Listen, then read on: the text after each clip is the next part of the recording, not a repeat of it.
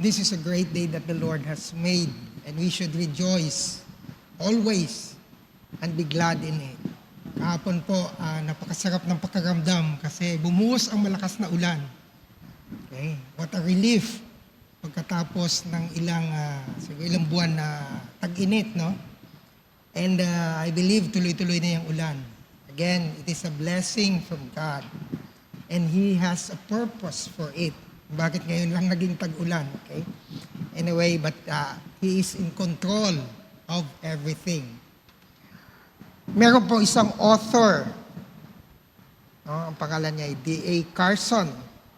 Sabi niya, faith drives out fear, and fear drives out faith. So ang pananampalataya daw ang siyang mag-aalis ng ating mga takot. Subalit ang takot din ang siyang mag-aalis ng ating pananampalataya. Marahil ito po ang nangyari sa ikalawang bahagi ng ating ebanghelyo, na kung saan ang ating Panginoon kasama ang kanyang mga alagad ay naglayag sa lawa ng Galilee. At sila ay nandoon siguro sa sobrang pagod ng ating Panginoon sa buong araw ng ministeryo dahil siya ay tao rin. Siya ay nakatulog. At sa kalagitnaan ng lawa ng Galilee ay nagkaroon ng malakas na unos. Ang lawa po ng Galilee ay kumbaga parang Laguna de Bay. Nung ako po ay nagtatrabaho noon ay nabigyan ako ng pagkakataon na makapunta sa Israel dahil sa trabaho at dahil ang aming tinitiran ay nasa bandang north, malapit yon sa Nazareth, and going pa sa further ay Galilee. So every week, nandun kami sa Nazareth, pag sinisipag kami, diretso kaming Galilee. Okay? Kasi may sariling sasakyan. So makita mo, yung lawa ng Galilee ay parang Laguna de Bay talaga. Kalma siya, kalmado lang. Ang pagkakaiba lang, ang Galilee ay napapalibutan ng bundok. Okay? Hindi kagaya ng Laguna de Bay, no? Maliit lang yung portion ng bundok. So, pag may pagbabago sa hangin, talagang matindi. Kaya ito siguro ang nangyari sa lawa ng Galilee. Tandaan natin ang mga alagad ng Panginoon. Karamihan sa kanila ay mga seasoned fishermen. Sila siguro nakakalakihan na nila ang pagiging mangingisda. Sa probinsya, since yung bahay namin ay malapit sa tabing dagat, halos araw-araw nandun kami. Makita mo mga bata pa lang ay minsan sumasama na sa pangingisda. Okay? So ito talaga mga sanay na mangingisda. Subalit pagdating ng unos, sila ay natakot. Siguro hindi isang beses lang sila ay makaranas ng ganitong uri ng bagyo, pero sa palagay ko ito ay matindi. Kaya natakot sila. Kaya ginising nila ang ating Panginoon na natutulog. Sabi niya, Panginoon, iligtas mo po kami because we are perishing. So ano ang sagot sa kanila ng Panginoon? Nagising tuloy ang ating Panginoon sa kanyang pagkatulog. At sinabi niya, you who have little faith. At ang nangyari ay pinakalma nga ng ating Panginoon ang bagyo, no? So ang tanong doon, kagaya ng mga bata, siguro pagkabasa nitong ebanghelyo, sabi nila, natutulog ba ang Diyos? Natutulog ba ang ating Panginoon? Mayroon tayong kanta niyan, di ba? Nag-aaribi, natutulog ba ang Diyos? Dahil nga mababasa natin natulog ang Panginoon, no? Sa bangka, na kahit malakas ang ulan, ang hangin, ang bagyo, marahil bagyo na yon, ay hindi pa rin siya nagising, no? Subalit ang katotohanan ay hindi natutulog ang Panginoon. Marahil ang ating pananampalataya sa Diyos at sa ating Panginoon ang siyang natutulog. Kasi ang ating Panginoon ay palaging nasa ating presensya. Okay?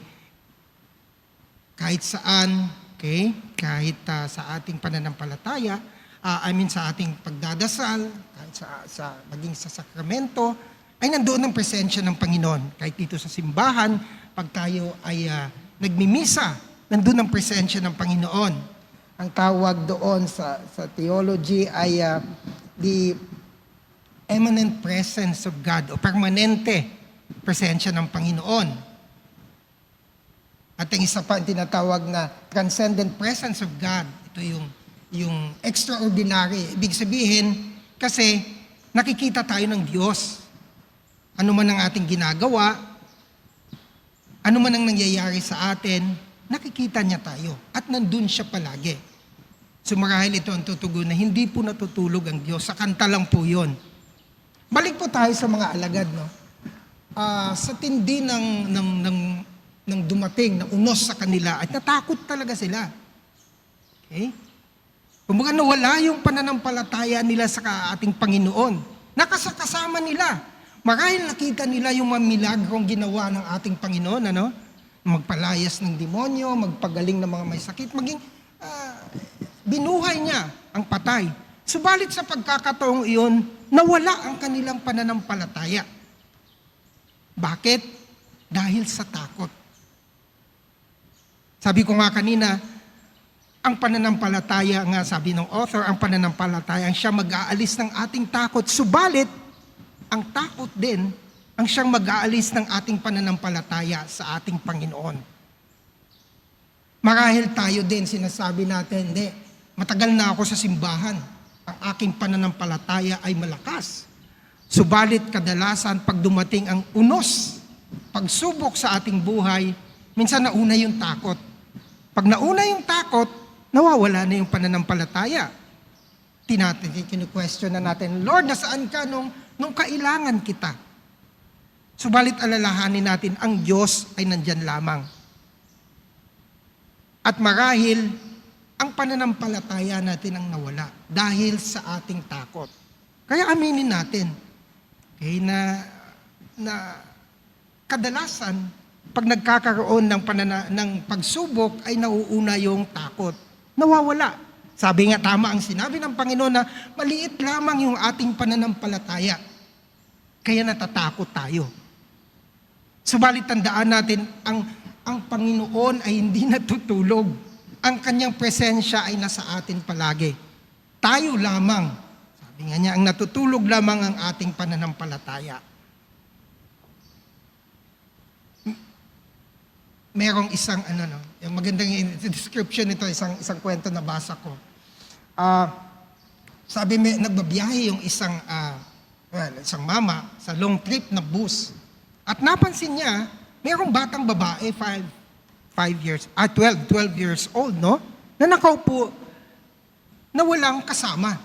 So nagtaka siya, ba mahabang biyahe ito, ba't walang kasama? So na-curious siya, pinuntahan niya habang nagbabiyahe. Sabi niya, Ineng, may kasama ka ba? Bakit nag-iisa ka lang? Hindi ka ba natatakot magbiyahe? Ay malayo ang biyahe.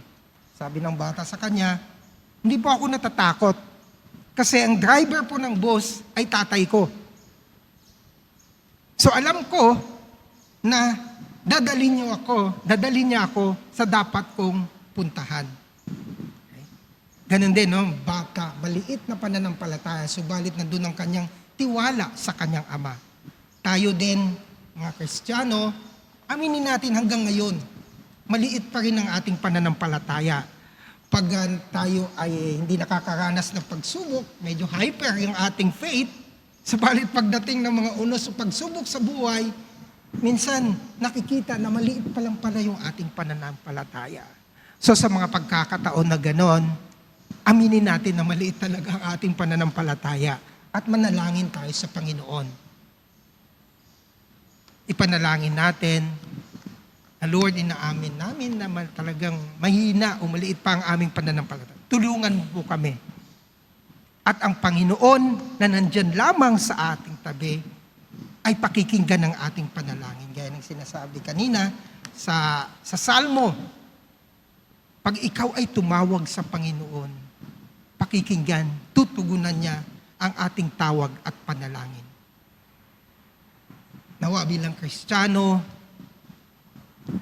sa ating pananampalataya, at tuwing mayroong pagsubok sa ating buhay, isa lamang dapat ang ating gagawin. Aminin na tayo'y mahina pa sa ating pananampalataya at manalangin sa Panginoon na tulungan na tayo na palakasin ang ating pananampalataya at alisin ang takot sa atin.